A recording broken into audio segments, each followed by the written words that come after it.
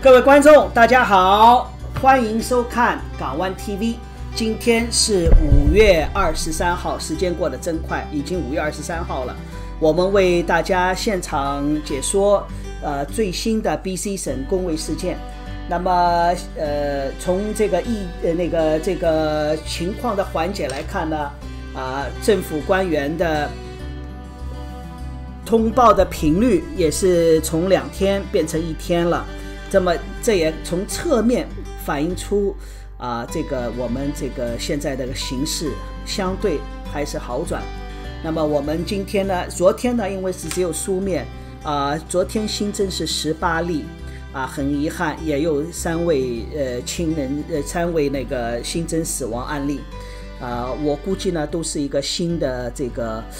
像类似于家禽之类的这个食物加工厂爆发。因为在这儿呢，一般都是不是孤立的一个工厂，基本上都是连锁的。那么导致了呢，就是从这儿上班的员工到那边去上班，导致了交叉感染。那么这个是最可怕的一个最容易病毒传播的。那么正如亨利医生一直始终强调的，只要呢他说只要是能够追踪得到病毒的来源的这种传播都不是太可怕所以这个呢也是敬请大家不要太担心的。那么现在最担心的就是什么呢？莫名其妙的一个感染突发，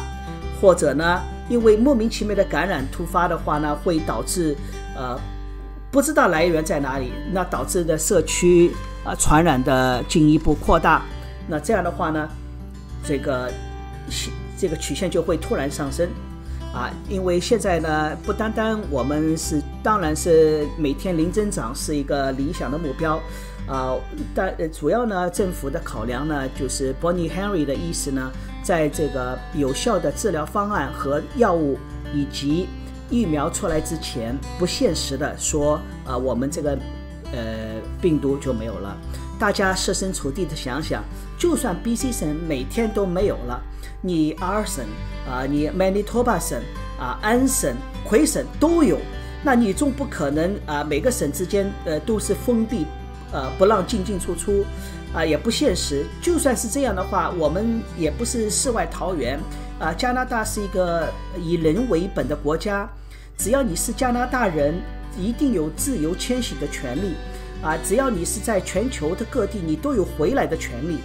那么总会有回来的人，所以你世界上其他地方都有疫情，只有你 BC 省没有疫情，那虽然我们好，但是总不是特别好，不是好上加好。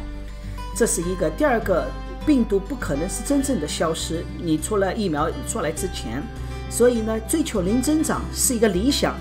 伯尼医生说过一次 it's ideal for me, for us, for everyone 这个是理想也不是追求的。追求的是什么？就是医疗资源不要被击垮，也不要突然之间一个突然的 increase 一个增长这个是把我们的医疗资源要击垮。从前个星期开始，我们的省公卫系统的工作人员积极的联络那些择期开刀的病人，重新安排开刀日期。从这个举动来看，已经看出来省政府卫生系统以及 Bonnie Henry 他们的团队对疫情的控制还是有信心的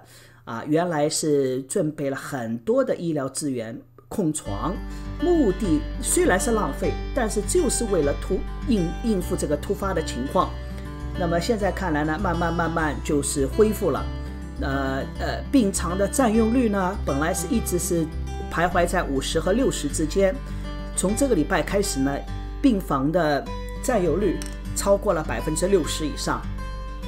这个不是只给新冠的新冠病人，说实话，按照中国的含义来讲，我们其实现在只有41个，就是新冠肺炎只有41个，就是住院的，其中 ICU 就是重症监护是8个，这个是真正的就是生病的肺炎患者。那其他呢都是轻症或者无症状都自己在家也没有药。说实话，有一些网友调侃治愈是自己痊愈，不是那个治疗的治。好，那个声音没有了。好，我们把画面打开。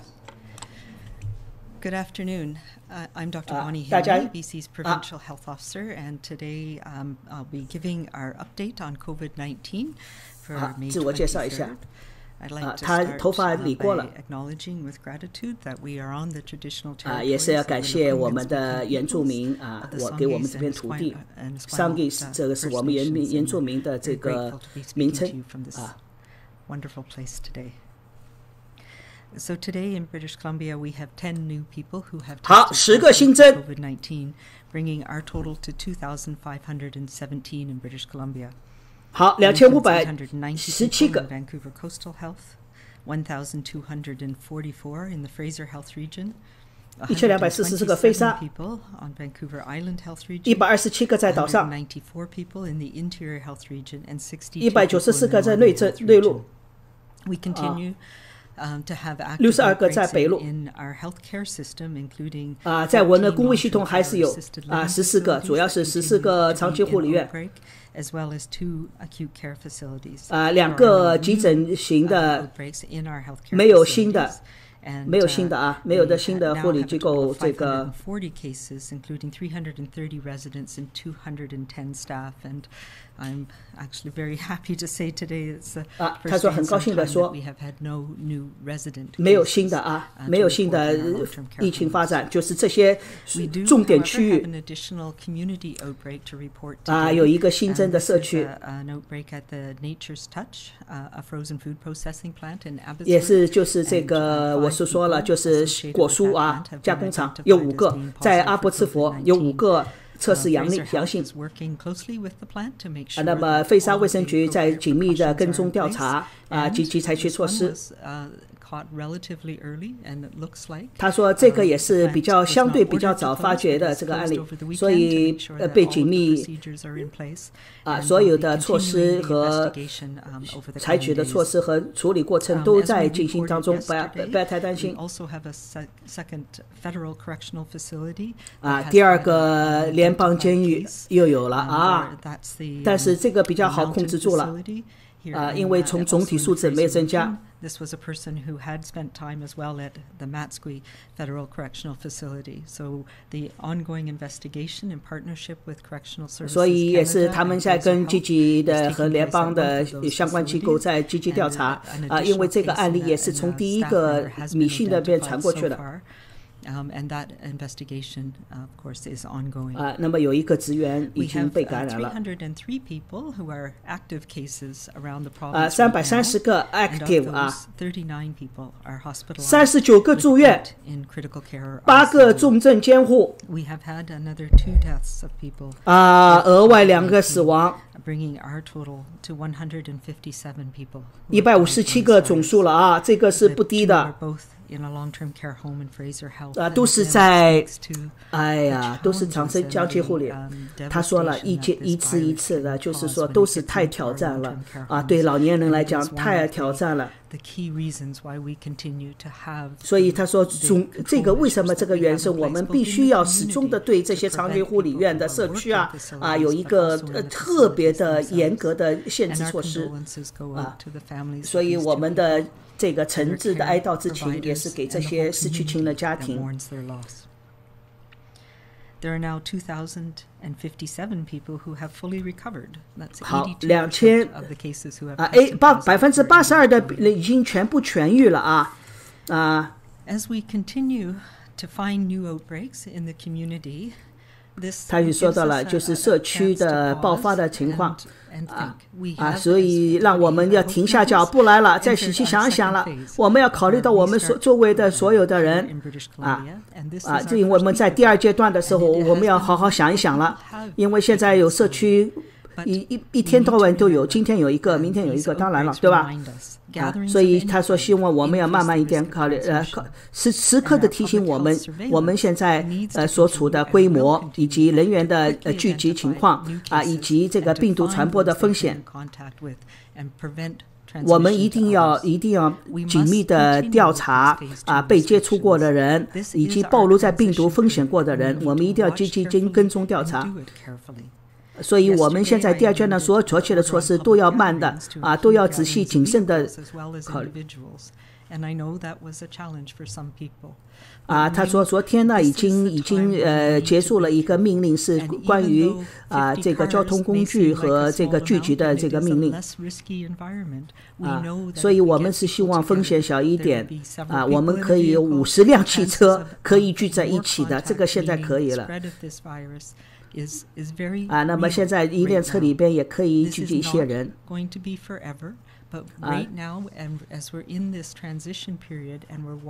我们现在在过渡阶段所有的采取的措施不是永久的，但是一定要记住，我们现在是过渡阶段这个所有的一定要聚集的人少一点人数越少，我们的这个病毒的传播的可能性就越小那么这个爆发的这个脚步就会少，这个机会也会少，也能够保证我们的公卫系统人员万一有感染的发生的话，就会有效的接触跟踪这些受风险大的人群。所以一定要讲清楚，他说我始终讲清楚，我们现在还是有风险人群聚集，这个聚集一定会有风险，这个全省都是这样现在看看美国，看看加拿大其他地方只要是人群聚集的话只要是在这个体操馆室内的场所比如说比如说他说生日聚会等等等等这些就会使病毒的传播很快所以我们现在所采取的措施都是14天这个我们一定就是我们看2星期看一看2星期看一看所以我们下个礼拜就是第二阶段的第2个礼拜了，所以要看我们必须要时刻保持警惕我们要始终的勤奋的去这个保护我们的雇员保护给他们这个一个安全的环境然后呢他们如果需要去测试的话，那么就去测试，因为有症状的话如果我们采取更早的措施他说也就是说我们只要能尽早找到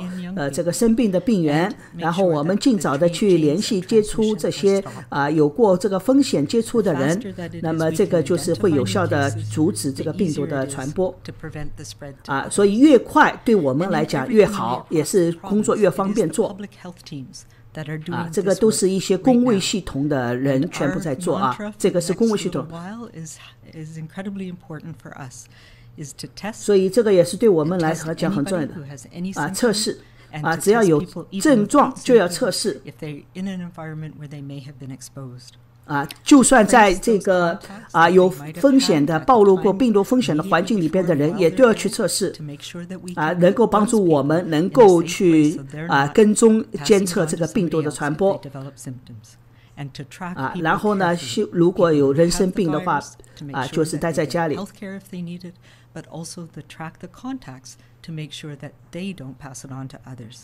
也是确保，因为这些追踪的话，我们这些公卫系统的出空血的人员的目的就是不要让这个病毒从已知的人群里边再传播出去传播到无辜的人我们是他说的用个 hunter 就是相当于我们这个捕猎病人一样，也是要去捕捉这个病毒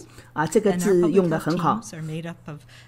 因为我们现在这些公卫系统这些队伍的很成熟这一套系统就是是在这个做这个流感季节的这个跟踪调查的时候他们很熟悉各种工作环境工作的场所一些这个环境，比如说餐馆等等等等，他们都能够熟练的应对。那么然后呢，如果你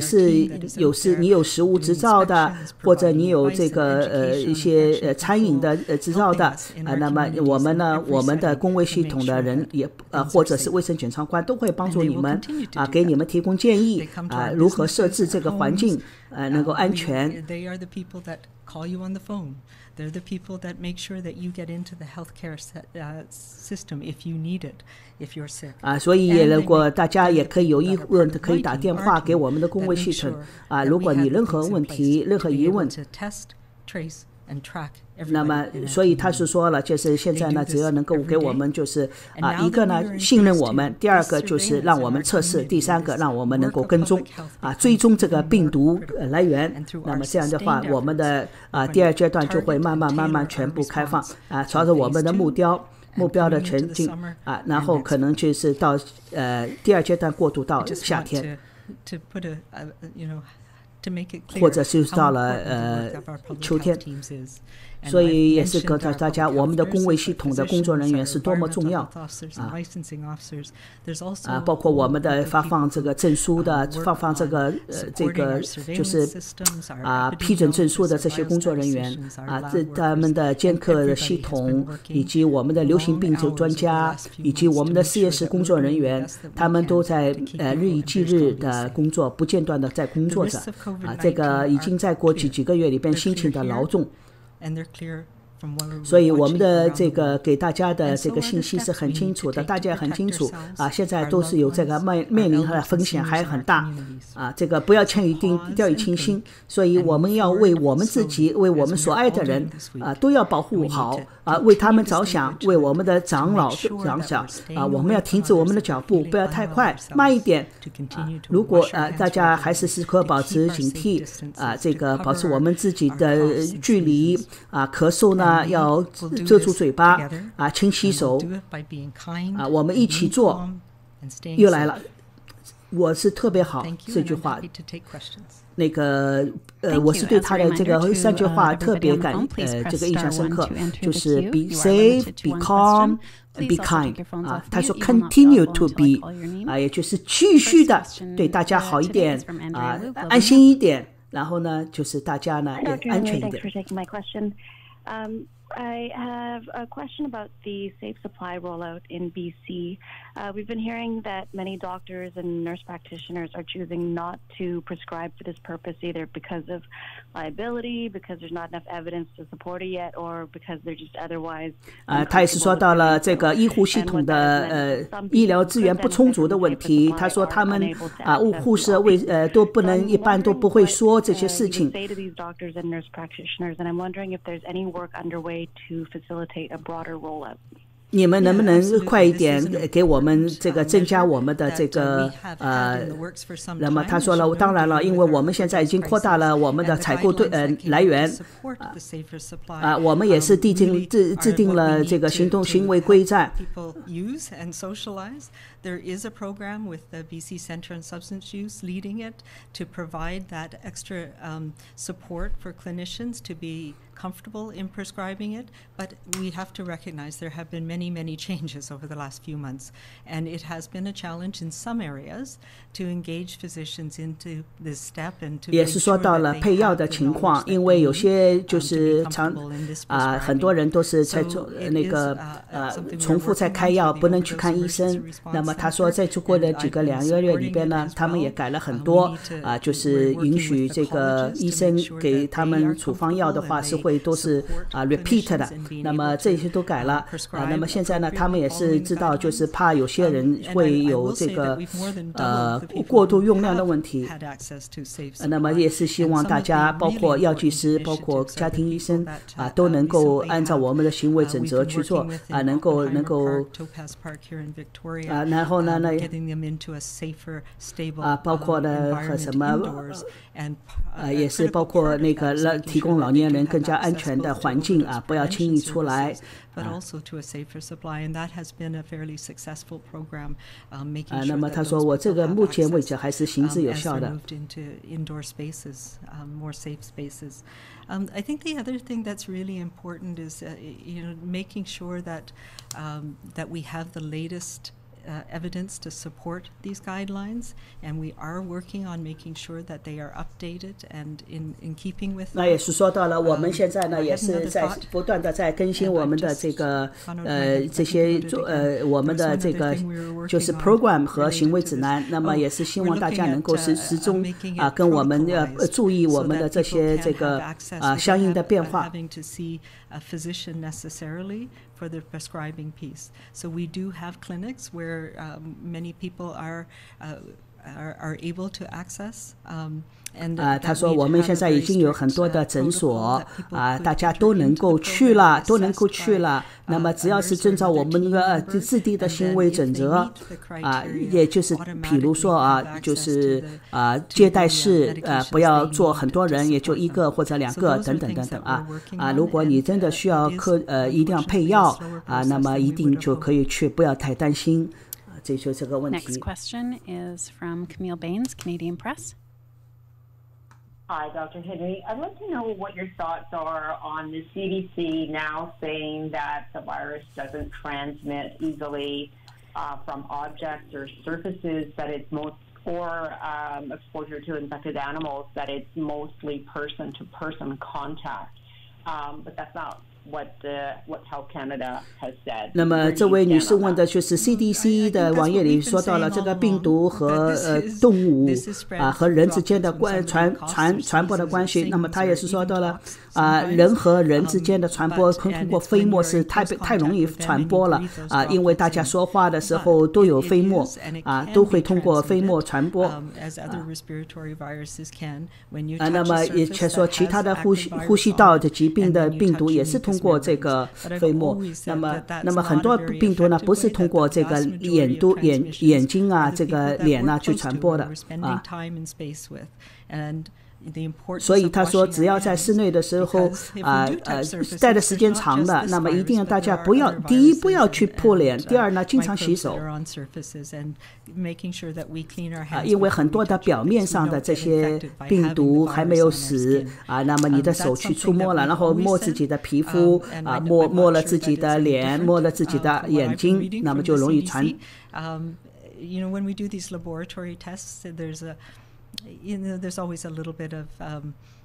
it's hard to it's what am I trying to say? It's not a real environment, and so in the real environment 那么也是说到了实验室做的很多试验呢不是真正的生活当中的场所的这些那么他也是说到了从这个基因的这个研究来看呢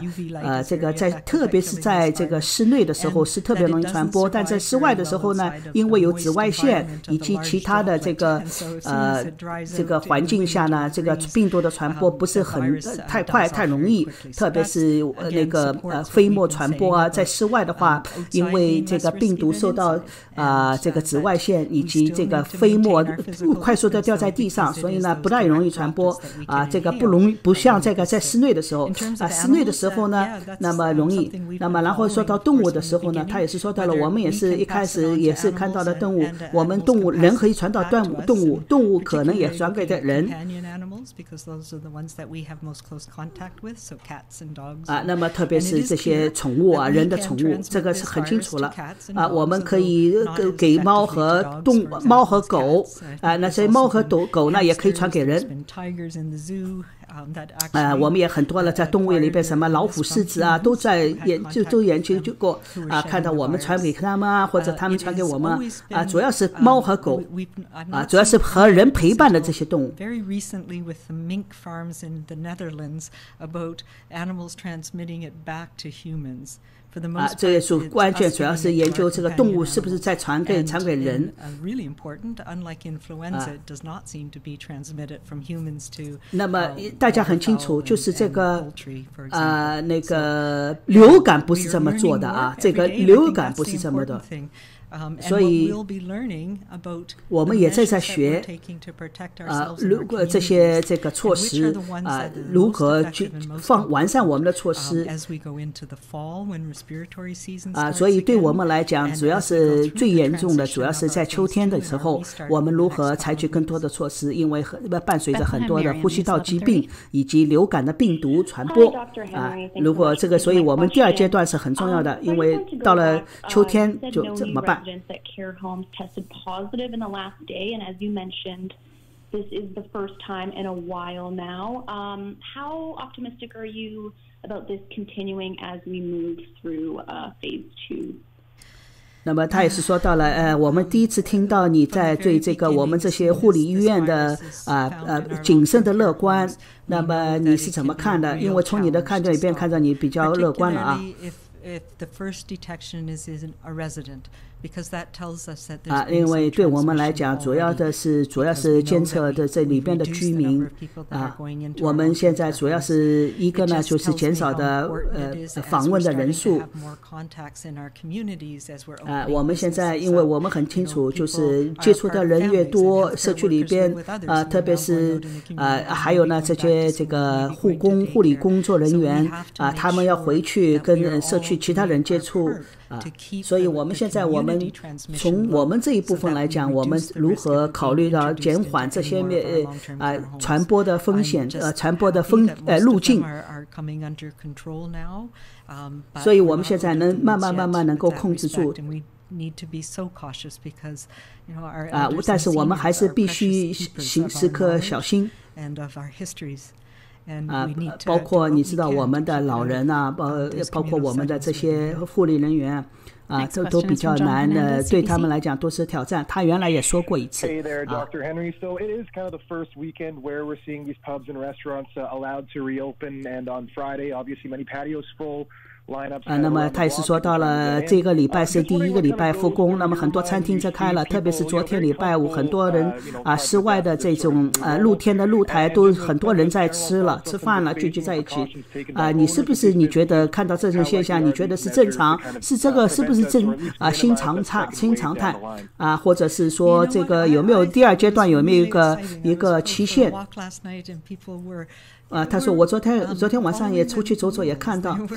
大家也看到了我也看到了大家第一个呢遵守了这个我们的行动指南大家也是保持人和距离大家都是做了比较安全的这个方法还做得比较好所以你看到了我头发也剪了你看到了吗但是我们都戴口罩都戴口罩去剪发了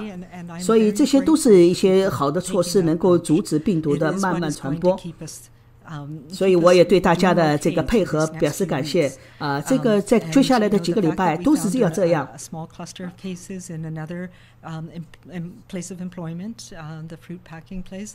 that reminds us that this as 所以这些比如说他说现在果蔬加工厂的这个例子能够始终要提醒我们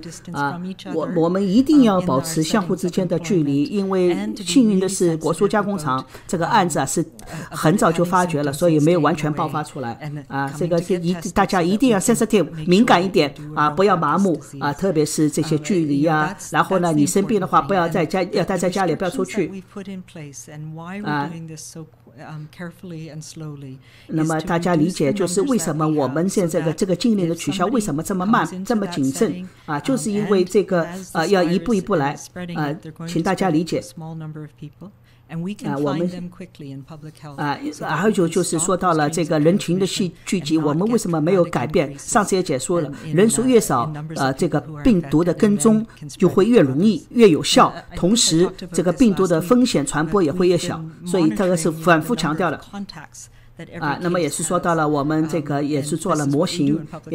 也是基于科学的模型他也是说到了我们会一个每一个去跟踪去那么你如果聚集人口多的话那就越来越难了效率也低了如果他说一个人会有很多的更近或者是6个到8个人都在接触的话那么很多人比如说他是也有些些他们旅游回来的人生病了他没有接触过其他的人，那么这还很容易。但是他说还有些人接触过100多个，那么这样的话就结束他现在还不知道他们生病，等反应过来生病的话，这100多个人回忆都回忆不起来怎么跟踪，所以这个反复强调。所以我们现在还是要请大家理解，我们现在这个采取的措施为什么慢慢来，就是这个道理所以他说的这个 small number 就是要人少一点不要太多请大家时刻记住。They're going to be the people we're closest to, the people we live with, our loved ones, our family. 所以大家一定要考虑到我们社区我们所居住的家里的人of being able to find everybody quickly, make sure anybody who's sick gets the care they need, but also make sure that we can find all those people who were exposed.我们因为他也是说到了一个单生病的话，我们一定要意识到接触过他的人是哪些，因为接触的人少，那么他们的跟踪调查那么就会方便快有效。他们始终强调了这些But I was wondering specifically how outbreaks specifically play into moving ahead to phase 3 or 4 in BC's restart strategy, given that we've entered phase 2 but are seeing new outbreaks. And I was hoping you could explain the difference when it comes to risks of transmission associated with outbreaks compared to other kinds of scenarios. As well, are there particular sectors you see more vulnerable to outbreaks in addition to, care homes, prisons, and processing plant type facilities, which seems to be where most of the outbreaks have been? Right, and partly most of the outbreaks, I'll start at the end. 那么他也是说到了，现在一直看到了都有些社区或者是工厂的都是在爆发的情况，为什么现在还是第2阶段？那么哪种情况是第3、第4阶段？所以他也是说到了，现在不断的发生的个例，始终在提醒我们对这些室内的开放在谨慎的态度比如说餐馆以及体操馆的开放等等这些说包括这个50个人的以下的聚集这个是我们始终强调的我们很谨慎的对待这个所以这些爆发的情况告诉我们所以这些病毒还在我们身边那个因为大家在说话的时候这个飞沫传来传去病毒就会传来传去所以刚才说的你说的对了所有的现在的发生的情况还是告诉我们要时刻保持警惕病毒没有走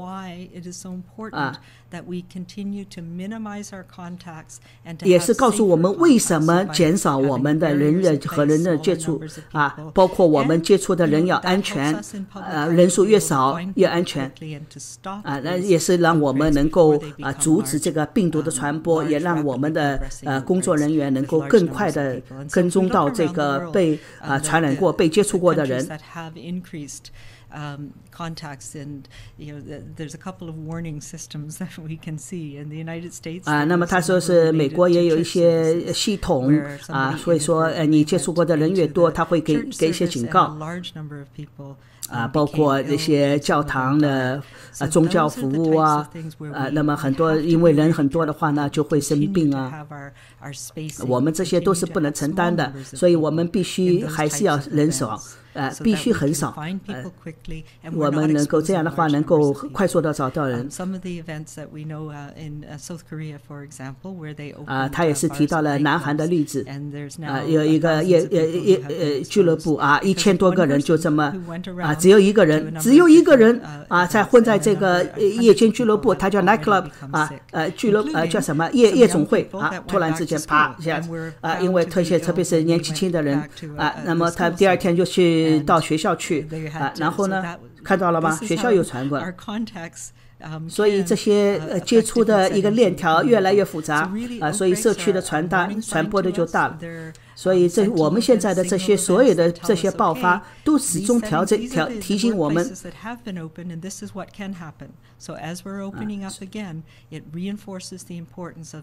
所以我们现在不断的加强的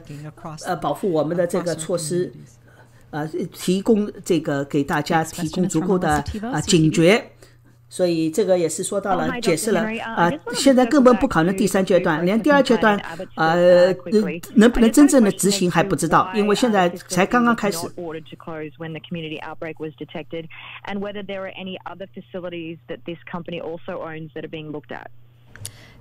那么他说到了为什么这个果蔬厂没有关，为什么其他有些关他们说我们在调查的时候呢我们都联系过了他们接触过的哪些人因为我们也是知道了他们之间相互的传播的链接那么其他的那些厂呢，因为我们没有办法搞清楚他们的这个接触的人以及这个传播的链接，所以就包括他们那个空间还有卫生的措施都没有到位，所以那些呢我们的环境官员呢也是在评估这个观察调查了这个仔细的场所，所以呢就是这个果蔬厂是没有完全没有全部关闭所以他们也是跟这个卫生官员也跟这个跟那个厂里边的工作人员都一步一步一个环节一个环节都是仔细的过滤都一个一个过所以看那个所以下个礼拜就能够开来没有关闭所以他说这个始终提醒我们只要最早的能够抓住这个病毒只要有人生病抓住了这个病毒那么这样的话呢对工作的影响对这个生意的影响就会减少的很少而且呢也会及时的阻止这个病毒对其他人的传染Hi, Dr. Henry. You brought up contact tracing. 那么他也是问了就是这个病毒的跟踪的情况contacting and also yesterday the Prime Minister offered federal resources to provinces to assist in contact tracing. Do you anticipate getting some assistance from Ottawa in this effort?那么他也是说到了昨天联邦也表达了这个对每个省的资助就是帮助就是提供资源如果这跟踪调查他也是说到了因为他通过这次呢也看到了就是各个联邦机构和各个部门如何协调我们去做的那么我们现在有几百个包括沿岸卫生局内陆卫生局以及飞沙卫生局内陆少一点主要是飞沙卫生局和沿岸卫生局在跟主要是在一个跟公众的卫生检察官带领下有几百个人还有包括环境部门的还包括我们的那个内科医生包括我们的这些退休的这个志愿人士都来帮助我们包括还有医护人员都是一个几百人的庞大队伍在忙这个跟踪监测系统包括我们还有设立了护士热线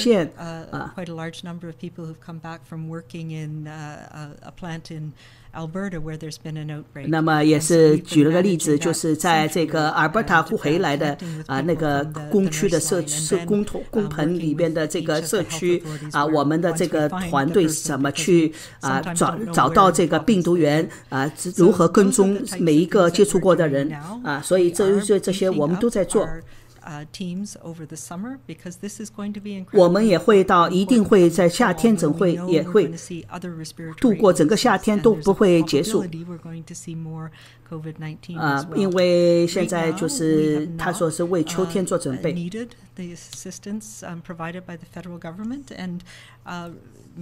these are not medical people, but they are people who know how to talk to people about health issues. 我们目前来讲还不需要联邦提供的帮助，因为他们这些人不是医护人员他们只是帮助我们去跟人家交流。那么这些我们现在还不需要。那么如果我们的案子如果越来越多，那么突然增加，那么可能会需要。所以我也是强烈的建议我们的省政府去利用联邦的资源这个是他建议，但他不是没有。the public service agency, so people who work in other ministries across BC, and they've been doing an incredible job. We've had over 18,000 people that have presented their self-isolation plans and have had contact with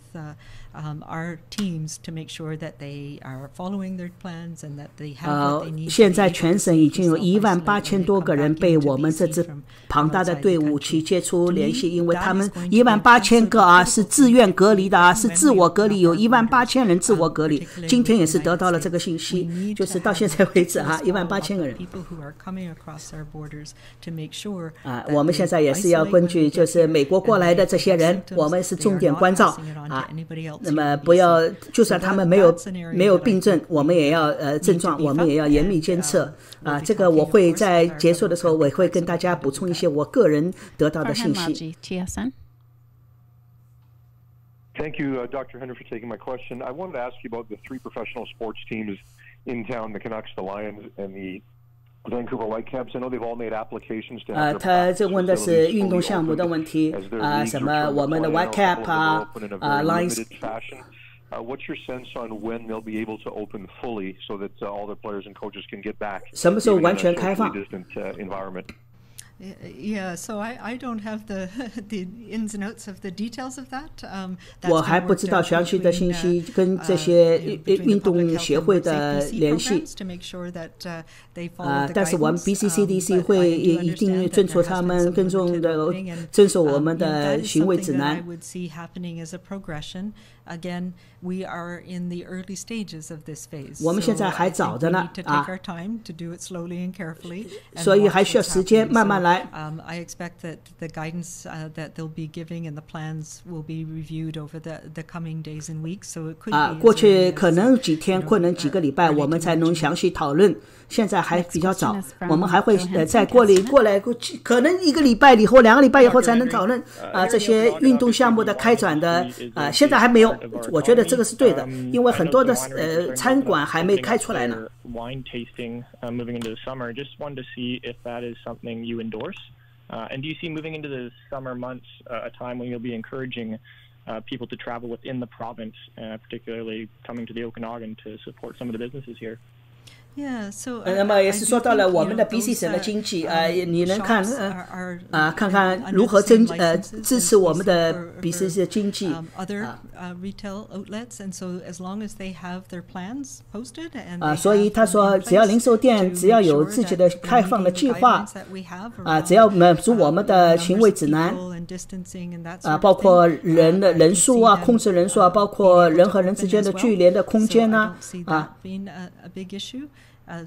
我不认为这个是大的问题，不开包括那些大的零售商都会有一些人数限制包括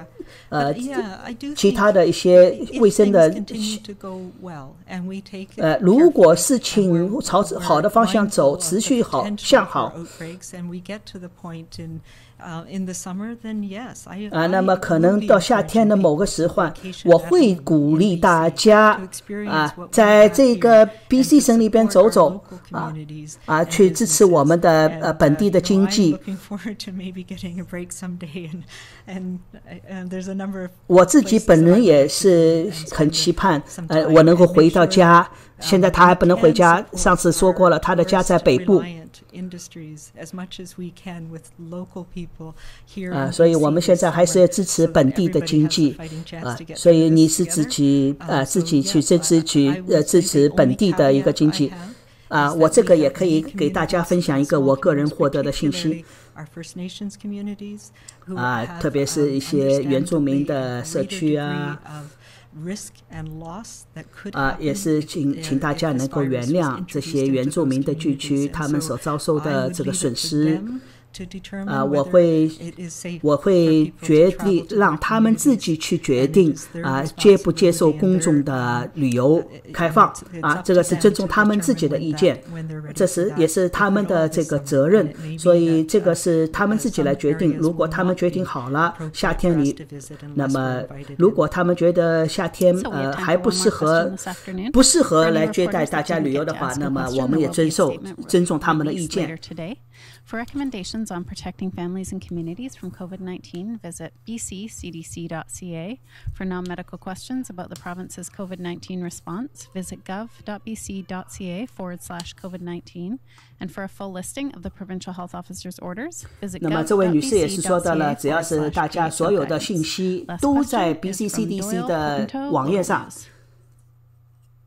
Good afternoon. I'm wondering if BC will rethink its position on statistics and provide numbers for smaller regions or cities instead of just large health authority regions. I know the answer weeks ago was no, but I find it curious that residents in Alberta and Washington state can access the equivalent of per-county statistics. And in saying no, privacy reasons were given, but private businesses have been recently named regarding outbreaks. So I'm just wondering, will the province rethink its strategy on giving BC citizens smaller breakdowns? Thanks. 那么他也是想知道我们 BC 省的这些详细的居民的这些数据，因为他说邻省啊、阿省啊都有一些具体的详细数字。他说这个呢不牵涉到人的隐私问题。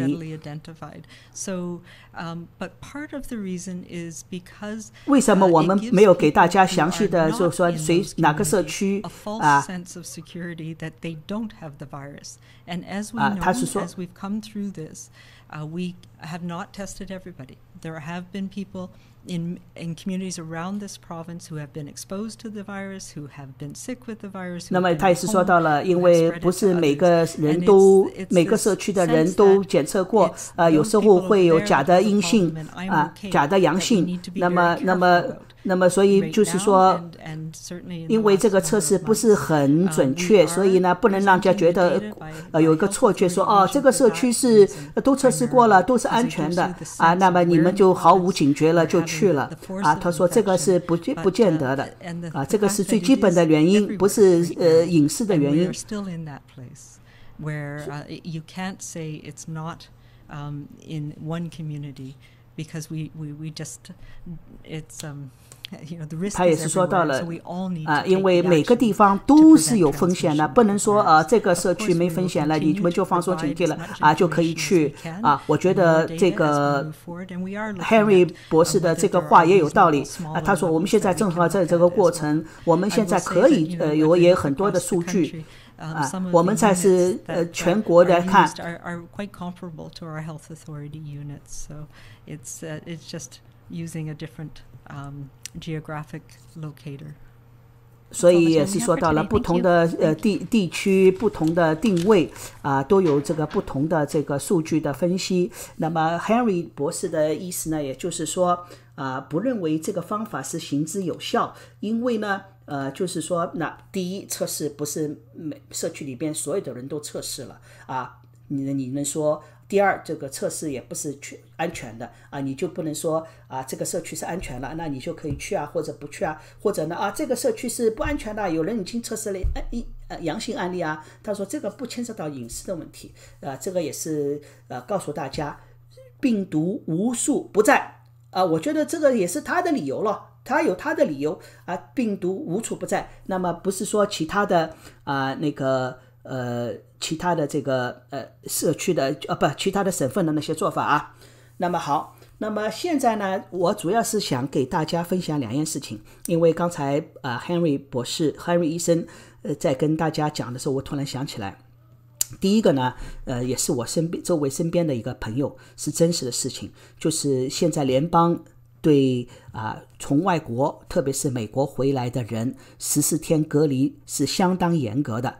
严格到什么程度？第一就是很严格很严肃的说，你能不能做到隔离，你不能做到隔离我们就提供。那么上次提供给的数据说，目前为止已经有4万个回来的居民里边有126个人提供了住宿了，你不能隔离的，我们来提供住宿全免费这是一个。第二个，如果你在家隔离的话，我们会随时随地调查，只要发觉你没有遵守这个隔离，罚款100万，这个不是开玩笑的，真的就是提出来这么一个说法这个我是告诉大家，这个是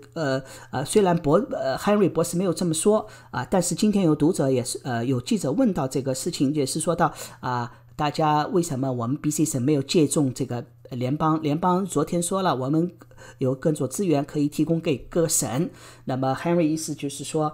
我们现在这个队伍呢，主要是以医疗为主啊，联邦提供的还不是医疗的啊。那么我先跟大家分享这个。第二个分享的呢，就是说到这个本地的人对自己本地经济的支持我在一个微信群里边有一位老乡，他在安省在旅游区开了一个这个纪念品商店礼品商店。那么受疫情影响呢，关闭了2个月。上个礼拜安省呢也是开放了这个礼拜抽也是开放了。结果一开放的话，本地一个居民就突然过去买了200块钱的礼品卡，他什么都不买，他就说为了支持你们你们重新开店，我呢买200块钱的 credit我现在什么都不知道买什么，我就买200块钱这个很感动的事情。这个也是体现出我们加拿大人的文化，也是体现出我们加拿大人善良这个我也是把这个好的消息也给大家分享一下。好，各位观众，我再总结一下今天的数字。在过去的24小时里边新增了10例，累计总数是2517，其中沿岸卫生局890个，飞沙卫生局1244个，岛上卫生局127个，内陆卫生局194个，北部卫生局62个。我看了各个卫生局都有增加，其中呢，现在 active 案就是测试阳性的还在案的是330个，住院39个，重症监护18个，新增2例死亡，累计到了157个了。那么累计到现在治愈的是2052个。好了，各位观众，那么明天是礼拜天，没有，礼拜一也是1点钟，应该是1点钟。好，请大家留意我们的节目，我们下期再会，谢谢大家的收看。